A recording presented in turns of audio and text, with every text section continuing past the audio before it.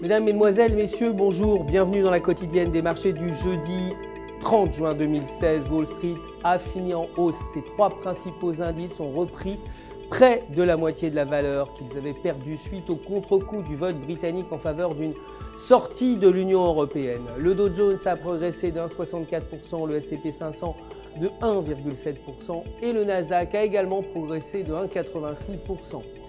L'action Amazon a elle aussi gagné 1,08%, terminant à 715,60 $. Le dollar américain s'est négocié à la baisse face aux devises principales après la publication de données américaines décevantes concernant l'immobilier, tandis que l'optimisme provoqué par la décision de la Grande-Bretagne de quitter l'Union européenne a continué de soutenir le moral des marchés. Les promesses de vente immobilière ont été inférieures aux attentes, moins 3,7% contre moins 0,9% prévu. Et le nombre d'inscriptions au chômage devrait faire état aujourd'hui de 267 000 inscrits contre 259 000 précédemment. Côté matières premières, l'or a progressé, clôturant à 1318 $ et le pétrole brut a également progressé, terminant à 49,50 $ le baril après que le gouvernement américain ait signalé une baisse hebdomadaire plus importante que prévu des inventaires du brut.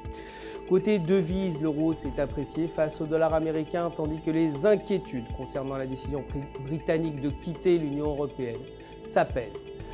Techniquement, selon le graphique du jour, la paire est proche de la bande inférieure de Bollinger. Si elle franchit la bande inférieure, la paire pourrait se situer autour des alentours de 1,1000 si elle ne parvient pas à franchir. L'euro devrait s'approcher de la bande supérieure autour de 1,1400.